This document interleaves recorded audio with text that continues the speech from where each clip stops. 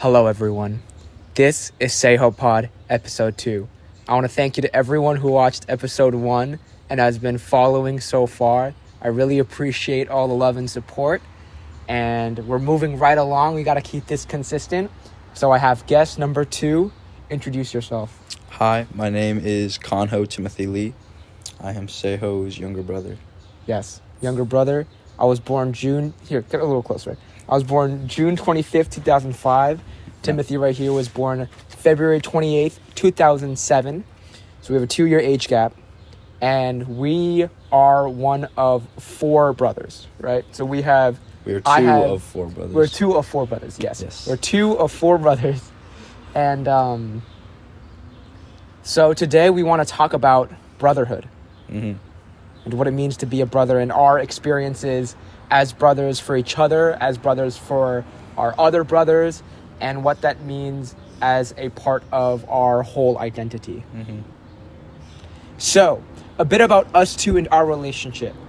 You and I are brothers. We're number 2 and number 3 of 4. Yes. And Timothy and I have always been close, as all of our brothers have been. But we especially became close starting high school. Yes. So because we have a 2-year age gap, when I went into high school, when I was a junior, then you were entering as a freshman. As a freshman. And specifically, we did the school musical together. Yes. Which means we were together almost every day after school for many hours. Yes. And that brought us very close.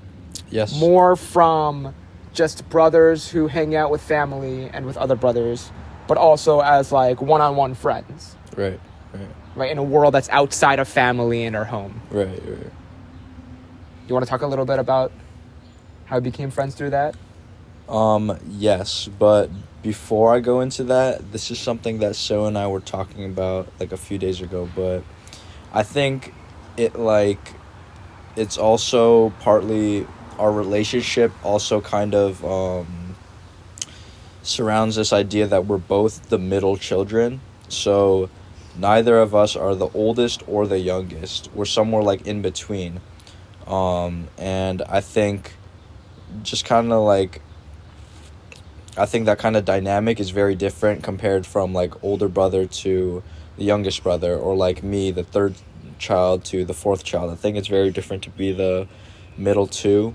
So that was just, ever since like childhood, I've kind of felt that kind of middle child idea.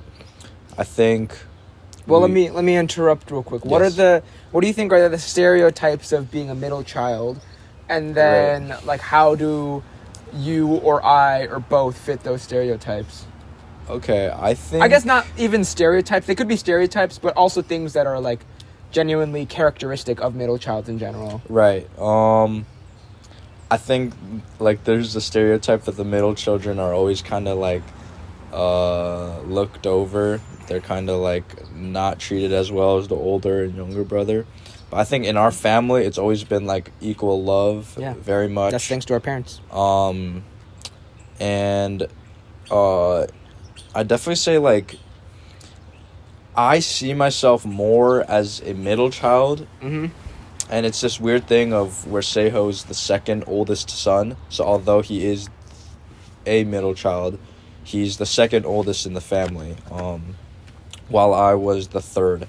And, like, I know it doesn't, like, seem that much of a difference, but I feel like that has kind of, like, made me believe that I'm more of a middle child than he is. But I don't think we match, like, much stereotypes. You know, the middle child's always, like, thought to be the most boring, I feel like, but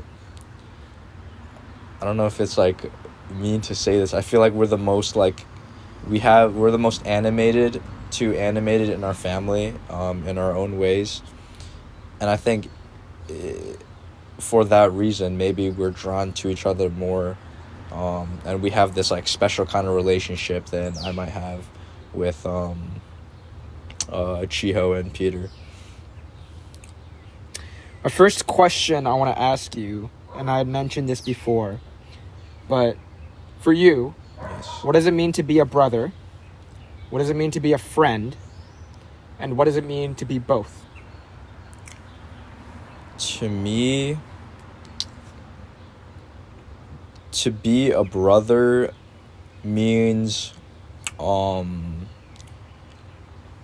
take leadership and be willing to have a kind of relationship with someone with a lot of humility, because I think that a brother relationship is so different from like a friend relationship, where I feel like there's almost not a single like argument that you can just like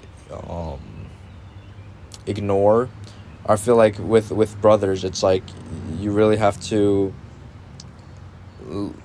like find your way through arguments. You know, you can't just like ghost your brother or something like that. Like with your brother, it's really like you have to understand the other person and behave with a lot of humility. And more the second part of your question, what does it mean to be a friend? I think being a friend is just like someone that you can like hang out with, or you can talk with comfortably, and you can have fun with, and this kind of like very like surface trustful bond, you know. That's just like a basic friend. I guess like being a best friend would be a lot different, but I think being a brother is a lot more like being a best friend, where you have this like commitment to them, and there's like this unshakable bond. There's like something there. It's literally in our DNA that cannot separate us, no matter like what the problem is. So I think a brother is being like a best friend, but times like a million, you know. I think what I took from it, and also what I think, is that being a brother or being a sibling has to do with what you said, like this commitment and loyalty that you were born with that's nearly unshakable. Yeah. Versus being a friend is like enjoying being with someone, right. and spending time with someone. Yeah. And just genuinely liking being with them. Mm-hmm. So I think what it means to be both is to have a brother that you know you will always love and receive love from, and to have an unshakable trust, bond, and connection with, and be loyal to. Mm-hmm. But then also just be able to have fun and just enjoy their company. Right. And be present with them and enjoy life with them. I mean, like, the important thing is not because there can be one without the other. Right, exactly. And it's not like being a brother or a sister, like just being siblings. It's not like it automatically helps you to like the person more, you know, but it's this thing of like, how are you going to approach this relationship with someone that you live with, that you're going to grow up with? Because really, like, think about it. If you have like an adopted brother, that person has no really relation to you at all, but you live with them. It's this dynamic, it's that relationship. So not every sibling is blessed with the relationship that we have developed. So it's really how you choose to love this person, how you choose to treat this person, which is also very important. I think that's what makes a brother. Yeah. You have something on your lip, on the right bottom. You're welcome. Yeah. Now it's gone. Yeah, there you go. Really what we're talking about is cereal. Really what we're talking about is siblinghood. I guess I wanted to frame it as brother because that's more specific to our identity, especially being one of four. Yes. Two of four. Yes. Another thing I thought about was how is our one-on-one brotherhood / friendship different, like dynamic different, since we're each one of four brothers? Do you think this would be any different if it was just us two in this house?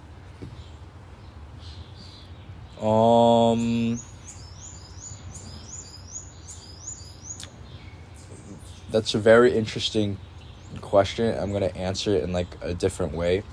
I feel like if you have multiple siblings, each sibling has like kind of like a development storyline, because you could be really close with one sibling and not so close with another sibling. Like, I've seen that happen. But if we were to have been the only 2 out of 2 son's birth to a family, I think our relationship would have a lot more development. I think it would be in a very similar situation, because the whole thing with you and I as brothers is that we've developed a specific relationship between ourselves. So it's not like our younger brother and our older brother are not very like involved, Influential. right, in our relationship, what we've been through together. So I think in that same way, if we were the only two brothers in a household, we would still have that just like very personal, influential relationship with each other, but it would have been more developed, Yeah. a lot more time together. Yeah. And more What I'm realizing now, and this may be like an obvious statement, but we only really became closer when it was just you and I spending time like outside of this group, this household, this family. And I think that speaks to any human relationship, that you can't just be close with someone, hanging out with them every day in a group. Like, you need one-on-one time with someone to really get to know them and build a deep connection. Yeah. And that's why, I mean, personally, I preach that so often, of making time to develop, spend one-on-one time with people and build personal connections, rather than being swept up. Friend groups are good. Groups, family groups, they're all good. But rather than being swept up in that and spending time with a group of a lot of people every single day without really getting to know at least just even one individual of the group. That's why spending time with your siblings is so important. And that's something that I'm very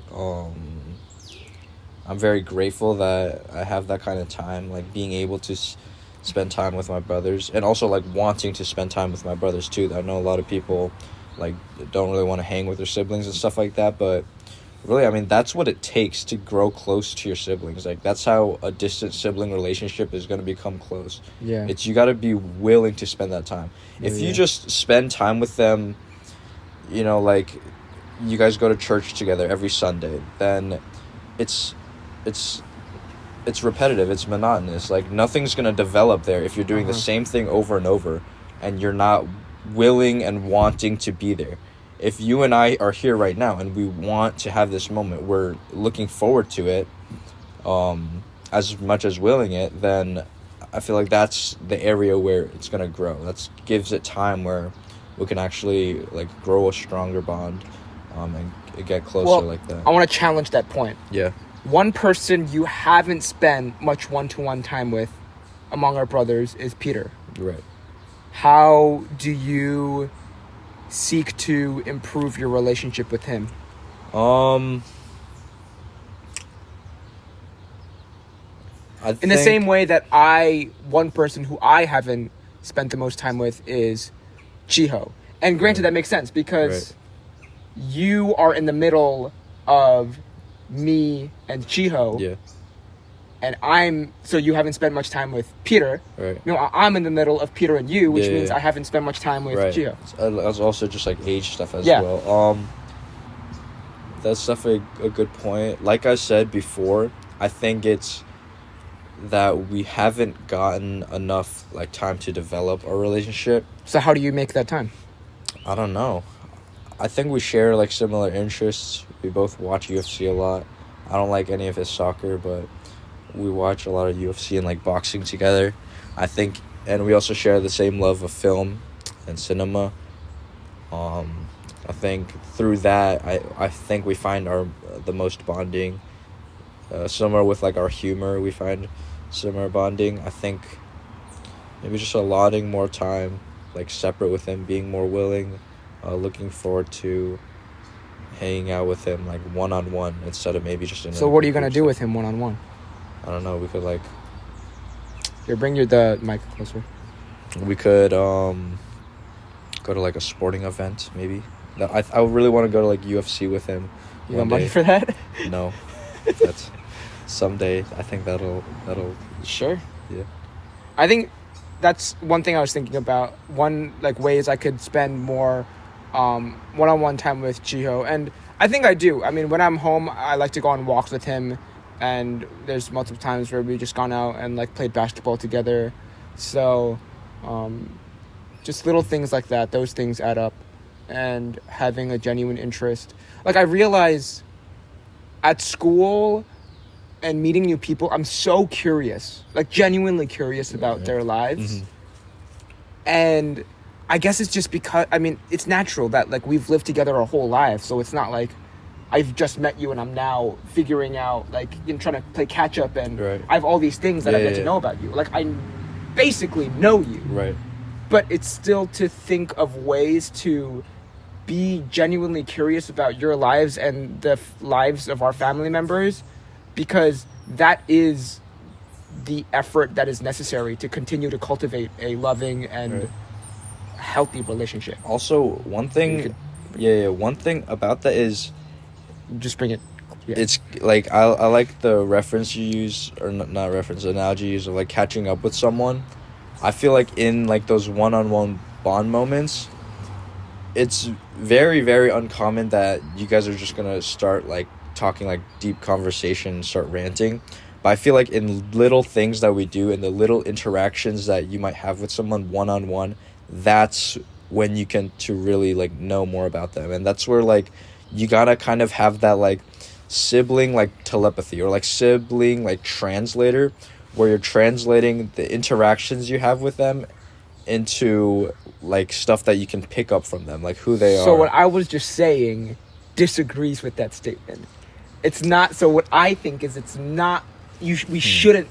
I'm saying, I think whether it's you or people like shouldn't think like that. No, I'm saying that's more commonly what happens. Right. But I think that's exactly the one-on-one time is for. To have to ask the deep questions. That's what I've learned, and that's also why I'm doing this. Is because the more I've learned to become comfortable with the discomfort of like deep questions. Why are you laughing? Sorry. You good? Yeah. Okay. The more I've become comfortable with the discomfort of asking deeper questions and like really probing and honestly like very personal questions to others, people are much more willing to open up and be vulnerable than you think. If you just ask the right questions I get what you mean. and get to the right point in the conversation where, I mean, obviously you shouldn't be insensitive and just be asking like deeply personal questions. Yes. I feel like in our family, we have done so much of that where we do open up about our feelings and stuff like that now more it relies on the little interactions and stuff to really like chisel it down, like specify. Because here's the thing, you can know a lot about a person without like them talking to you. Like I feel like I mean, not really. If you have spent the time that we have together and through our actions. But yeah. That's why our relationship is very unique in that sense. Right. No, I meant for siblings. Right. Yeah. That's what I know. For people, it's a lot different. Yeah. I meant for people. You should be encouraged to like have deep conversations with your friends. I feel like that's how you guys like grow like together. But I mean, like for siblings, once you like have that stage of where you do have those talks, I think it's a lot in how do you respond to like these little interactions, these little details that you pick up from. Yeah. I think our all four of us do that kind of well. Like if you like say something and like it annoys me and you like pick up on it, then that's like it's like the subconscious thing. It goes to the back of your head and you remember like, oh, like blah blah blah blah, and you like, you know more from that person, from that interaction. I feel like it'd be awkward, like if every time that happened, you just have to sit down and you have a one-on-one. Right. Yeah. You're talking. Yeah, but I think I'm saying it's important. No, to be intentional sure. with that time, especially when a lot of people are maybe not super intentional with that kind of time. Yeah. Okay. So you are the third of four, which means you have two older brothers, which means you have two brothers who came before you in many things. So my question is, how have you and how do you still deal with comparison to your siblings, your brothers? And then the second part to that question is, how do you create your own path, your own identity, and be your true self? Wait, can you just like ask me the second question like a little later? Okay. Okay. Because I'll start with the first question. The first question. Okay, if we're gonna get like really deep here, I think growing up, I felt the most looked over, or like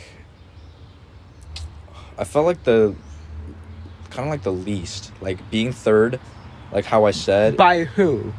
by our parents, obviously, like our parents. That's like I just cared what our parents thought of us, Yeah. and in my mind, Well, I'll preface by saying this. Our parents, in retrospect, and even during growing up, they were very explicit about this. They did a great job of like not comparing us between each other. Yeah. Very much like each person is their own, understanding each person's gifts and talents and strengths. And for example, if I did something well, we would celebrate, and then that would kind of be that. So obviously our parents are not perfect though, and he has his own experiences. But I just want to preface by saying our parents are awesome. I love you, Mom and Dad. We love you. Yes. Oman Appa. And they did a great job with all that and making sure to love us each on our own and truly prioritize character and heart and faith over anything else. Continue on. Thank you. So a lot of it was like in my own head. That's what that's what happens with kids. It's they create the comparisons a lot more than the comparisons actually happen. But in my head, it was this thing of, I'm not the first child, I'm not the second son, and I'm not the youngest. So what am I? I'm the third oldest son, the second youngest. So like like for me, like I felt like I wasn't like a prioritized son in the family. And I think you have been like a factor in my my brain chemistry growing up. I think with Peter, it's just he's always been older, so I kind of took it as he's more liked, he's more respected, like he's let off the hook a lot more. And he's let off the hook a lot more? Well, no, actually, no. I'm just. That's not true. No. The oldest is the least let off. So the hook. I didn't really think much about Jan or Peter's place like in the family. A lot, what I thought about was your place in the family, and the second oldest. Growing up, Seho always had a lot better grades than me. You outstanding this family in academics, right? So growing up, we live in an Asian household. Seho's getting straight A's, blah, blah, blah, and just a lot of academic achievement. And meanwhile, I'm just a very average student, kind of below average. And I just, can't keep up. We don't work the same. So whereas Seho has enough, concentration to, be able to do his homework on time, blah, blah, blah, stuff like that, I always lacked in, academics. I didn't know the multiplicity table. I was, forced to learn the multiplicity table. I was just, not that academically gifted. And a question I would go to a lot is, why is he smarter than me? And on that question, I built this kind of belief for myself that my parents like Seho more because he is more academically gifted. So that kind of, it didn't make me feel unwanted, but it made me feel like they favored him a lot more. And when you're this young kid and you see your parents cherish one, or you think you see your parents cherish one more than the other three, you feel some type of way about it. So I think in that way, growing up as the third, I was always trying to stand out, because if you're born not standing out, to me, I had to stand out somehow. So I would always want to achieve the most in to my ability, like what I was able to do, like humor or something like that, or like crafts. I would try to the best of my ability to stand out in that, so that it didn't feel like I was being overshadowed by your successes. And I think that has obviously had a huge impact on who I am as a person today. I think I'm very mature in the way that I'm aware that that's happened, and I've learned like from that. And I don't think I have like I don't think I have that any kind of raging pain inside of me, but that still like lingers with me uh, to this day. It's not that like now I don't see comparisons. I don't really see it like that. Like I'm my own person. I have my own successes and stuff like that. But that kind of like thought that I developed over years and years, I think that still sticks with me, and that like definitely affects how I act today, things like that. Yeah. So you kind of naturally started answering the second question, but the second question was, how have you since created your own path, Right. your own identity, your own self?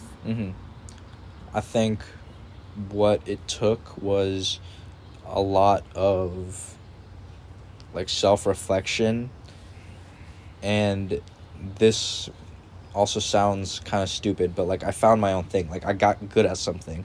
So while I was like, when I was younger and I was just whining like I wasn't like smart like Seho, and I just like that's what I put my time in, trying to outshine Seho in academics, I kind of realized like I can do my own thing. I can be my own person and have my own like gifts that I bring to this family. And I found a lot of comfort in sports because from a very young age I've always been competitive. So that like brain chemistry of trying to outshine you and trying to like stand out in the family. That's why I've always been competitive. So like to feel better, I'd like race Chiho in like a race, and I'd beat him, and I'd rub it in his face. Or like if I was able to like physically outperform Seho at something, then that's what I would do. And sports just completely fulfilled that. Like I was able to be competitive, maybe not with my brothers, but I was able to shine out in a group of people. And I feel like it also like put my like energy, like this pent up energy, like to work, to use. Like I've always liked running around and stuff like that, but once I found comfort in sports, I think that's where I really built an identity for myself. Starting with wrestling, going into freshman year of high school, and I was just kind of like persuaded by friends that I should try wrestling. And I thought to myself, hey, that looks like really like tough, like looks like a cool sport, I want to try that. So then I did, and I would go every single day, put in the hard work, and I was like, I enjoy this. Like it feels like I'm working my way towards something greater than myself. Then I have like my first wrestling matches, and then I win. So like I finally get to consistently win at something, and my parents will be watching in the stands. They'll see just me like succeeding in something, and they give their attention to me. And I think that's something that even by freshman year still like remained in my head a lot. And spring track and field, that's just kind of like I did it for fun, but even in that I wanted to excel. I wanted to be better than everyone else, and I found comfort in that competition. And just throughout like my years of wrestling and doing track, that's helped me like push myself, become like mentally stronger, to discipline myself. So I think it's helped me build the identity of like someone who's like hardworking, someone who can like be fun as well, but they can be like dedicated to a craft. And just like I can excel at something. That's the kind of identity I feel like I've built. So does that imply that you lacked confidence for most of your life? Yeah, that's why use that comparison. That's why I had those comparisons as a kid, is because I was insecure. Like, I was skinny, I had buck teeth, and I just, like, most of my time growing up, it's like I felt like I was inferior to other kids. So how am I supposed to be superior?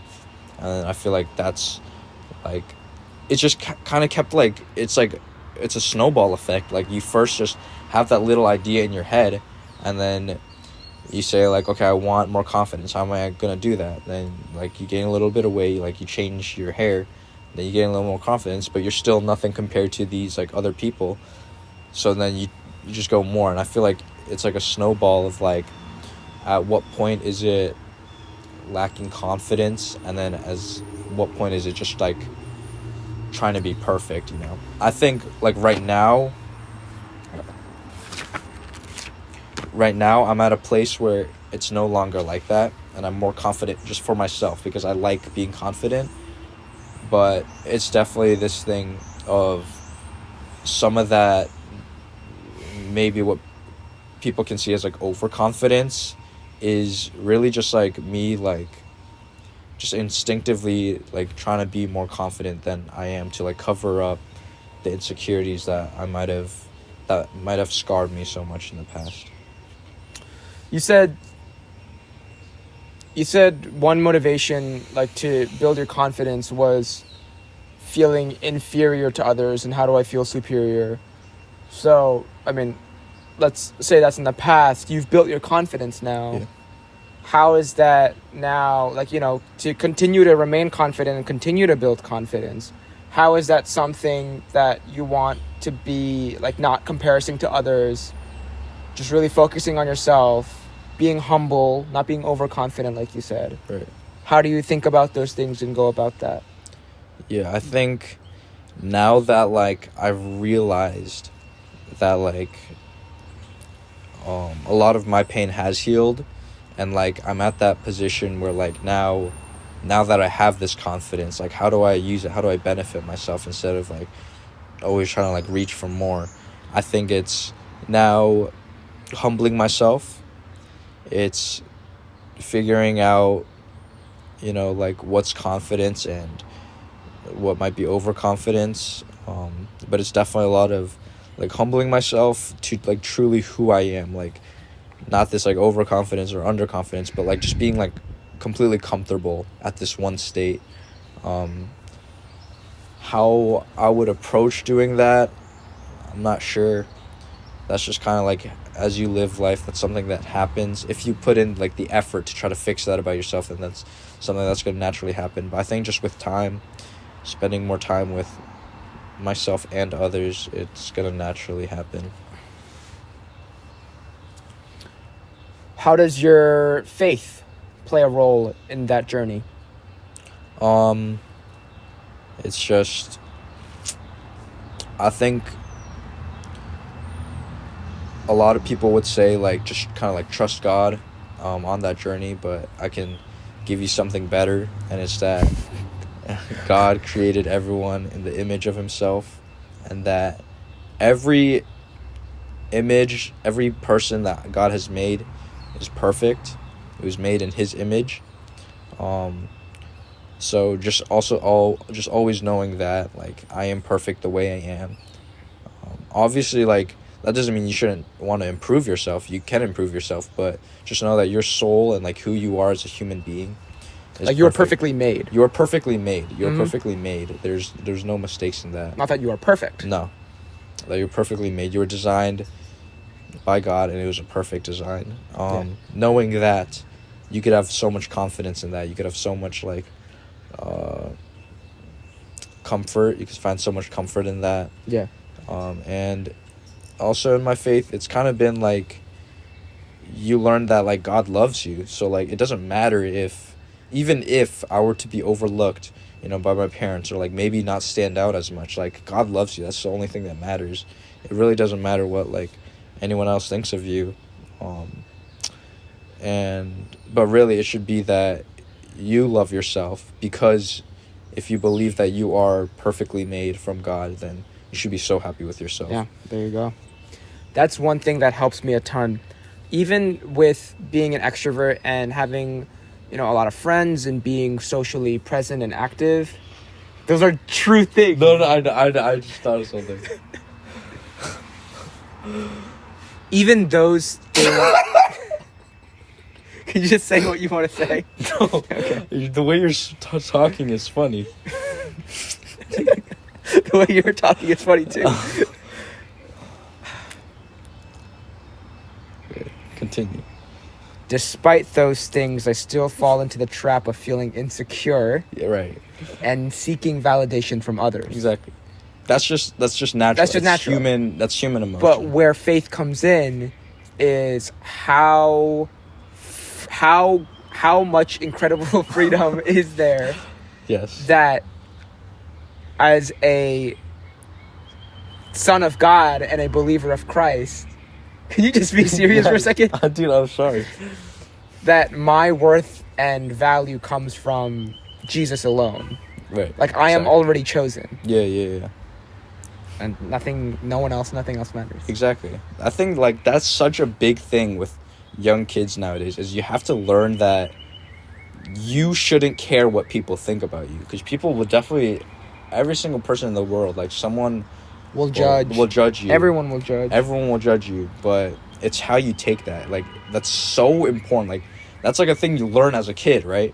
But then you try putting it into practice, and it's so hard. But it's really this, like, it's this journey with yourself of trying to overcome that. I know you're still gonna have feelings. It's just natural human emotions. If someone judges you, you're gonna feel judged, but it's how you choose to respond to that judging, where faith can help so much. I want to steal one term you've been using and one term you just used. You've been using brain chemistry. You said that 2 or 3 times. Yes. I don't know why. And then you said, like, my pain has been healed. One thing you didn't mention so far is that you in our family were got the most in trouble by our parents. Yes. And the most disciplined, the most punished. Yes. Faced the most consequences Yes. for your actions. How has are you still healing from that? I guess, like, yeah, but I understand as a kid, I did a lot of naughty things, and I was, like, the most... Don't say that, bro.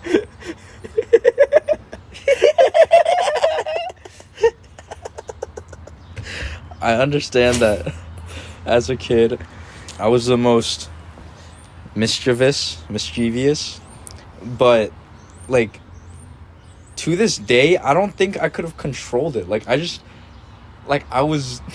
just dumb. Like, I still am dumb. I do dumb things.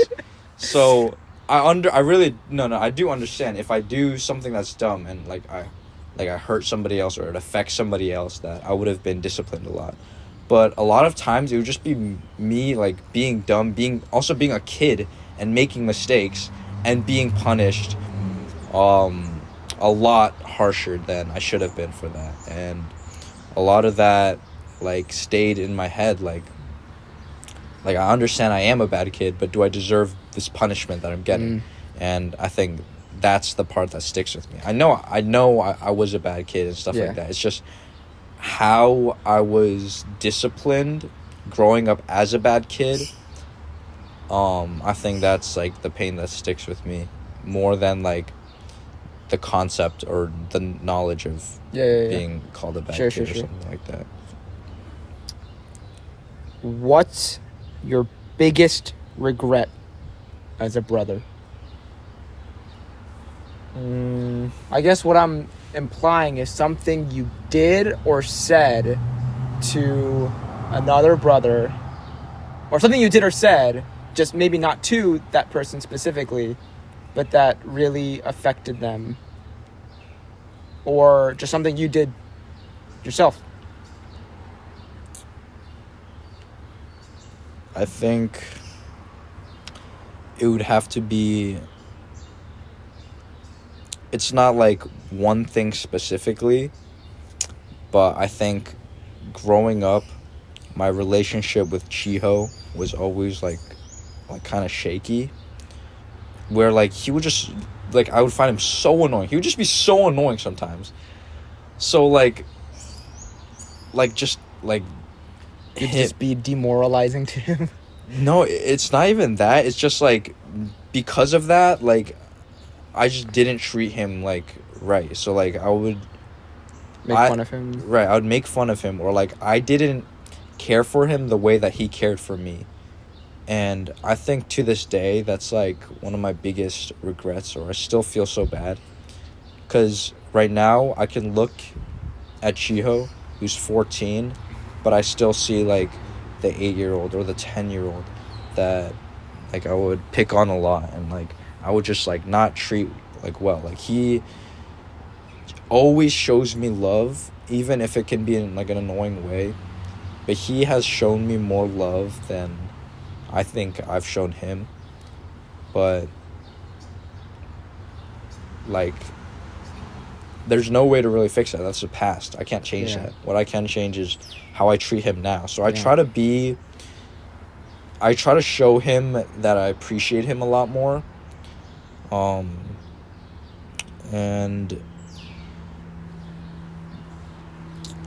yeah, I wouldn't say it's a regret, because I think that shaky relationship has shaped Chiho and I to the people we are today. Mm-hmm. But I just wish that I can be a lot better than I was back then. Sure. I guess that would be me. For me, I have two things. One, just short answer. One thing that I regret and continue to struggle with is being more understanding and showing more respect to Peter as my older brother. And the other is the one time when you were going on the school bus for the first time, when it was just you and me, because Peter, for some reason, he was staying home. Okay. And you were a kindergartner and I was a second grader, must have been. And so the first time, it was just you and me going on the school bus together. And we waited at the bus stop, and I think a dad or mom was there momentarily, or maybe it was just us. We got on the bus, and then we'd always, like, sit in the back because we were cool. And I think it was that Peter always makes sure you were accounted for, but I was just leaving that to him. And to this one day where it was freedom, where, like, it was just you and I wanted to sit by myself with the cool kids in the back of the bus, and didn't want you to be there with us or be there with me, because I was embarrassed because you were, like, so small and you were my younger brother. So when you got on the bus, and, like, I forget what it was, either you asked me to sit in the front with you, or I didn't and I said, no, I'm going to sit in the back, and, like, you didn't. Or I think it was that, like, I told you can't sit in the back with me. Like, go sit by yourself. So I stayed on the bus in the back, and you cried and you got off the bus. You didn't go on the bus with us. I don't remember that. Yeah. And then I got to school. I got to the school entrance, and Appa, our dad, was right there with you, and you were still crying. And with you in his arms like that, and me just literally walking up and seeing him, he yelled at me for a minute. It was public humiliation. Not that I'm condoning that behavior, but it did teach me a important lesson. And when I went inside, I was also crying because I was like, shoot. Well, obviously because I was scared by Appa, but also I was like, dang, I regret that. So Appa had to drive you all the way to school instead of us when we usually took the bus, and to discipline me like that. I do not remember that. That's the story at all. Yeah. But, like, okay, as you mentioned that, one thing that I'm thinking about a lot now is how much our parents play a role in the relationships that we have now. Yeah. I think it's so much of the punishment that we got for treating one of us wrong. Like, I think our parents did such a good job making us apologize and, like, making us make amends to each other. Yeah. Because if some of those things were, like, not unresolved, that would leave a lot more, like, permanent damage, I feel like. But that kind of, like, forced healing that we had to go through, I think they did very well. And like it helped us. I think rather than forced, kind of like pushed forward healing. Yeah. My last question for you. How do you strive to be a better brother each and every day?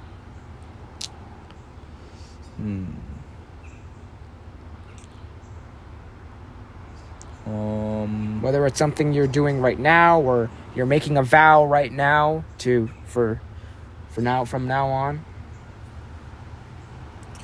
It could be simple. I think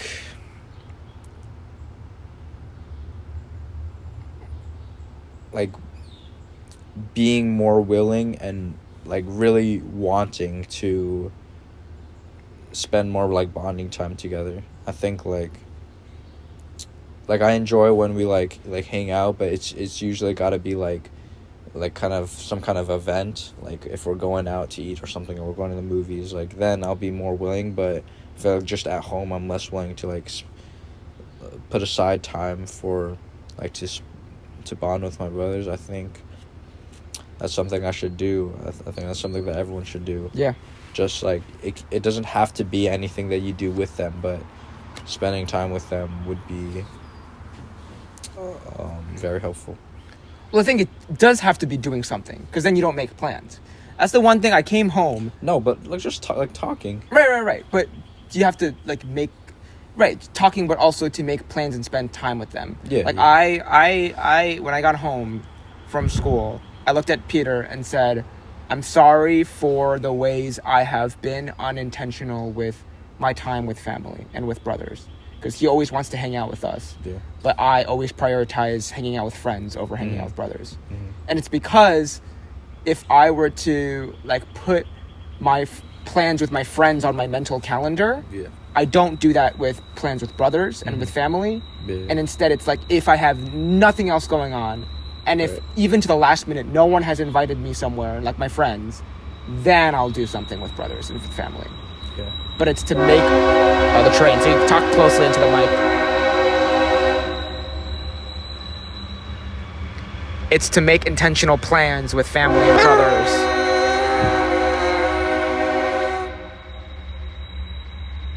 That are,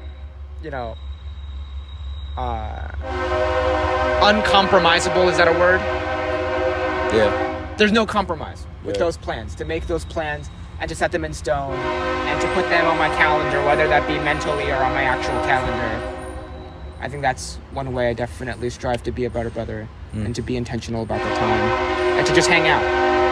That's how we build our It's very true. friendship. Yeah. As with every SehoPod episode, I end off by praying for my guest. Amen. Can I pray for you Yes. and about what we talked about? Let us pray.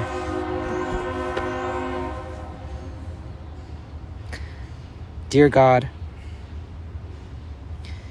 thank you for this time I got to spend with Tim, just talking in our backyard, and to learn more about each other and what it has meant in our lives to be brothers. God, you have blessed us so graciously as brothers and in this family that we learned to love, and we learned so many things together. All that in your name. God, we thank you so much. May I continue to be there for Tim as he is there for me. May we continue to learn from each other and continue to grow together and ultimately help each other grow closer to you. We thank you for this conversation. We thank you for memories. We thank you for this relationship. And I pray that in your name it continues to prosper. In Jesus' name we pray. Amen. Amen. Thank you for your time. Thank you. That wraps up SehoPod episode 2. Do you have anything to say? Oh wait, we should go back so we're not out of focus. Thank you for joining us. We have episode 3 coming out very soon with not just one guest, but multiple guests. So stay tuned for that. I think I should make timestamps for these, like for the videos. Make timestamps so that's like easier with the for people. questions. Yes. Yeah, the questions or specific topics, and this has been very fun for the first 2 episodes, and I really, really, really am promising myself that this will be a consistent thing for the foreseeable future, throughout the summer, throughout the next school year, throughout college, and beyond. Amen. Again, thank you for joining. Thank you. Please hit the subscribe button, hit the like button, Notification bell. Share it to your it friends. to your friends, copy link. Comment what you would like to, or who you would like to see next on the podcast. Comment what you would like to hear talked about on the podcast. Comment what you would like to see clipped from the podcast to upload on some Instagram reel or something. Or like sad audio or sad TikTok edits. Sad TikTok edit. With like audios. Follow SehoPod at SehoPod on Instagram. Follow Timothy on Instagram. What's your Instagram? Timothy X Lee. Timothy X Lee. Follow me on Instagram _@_Seho Lee. Again, thank you for watching. Really appreciate everyone's support, and I'll see you guys next time.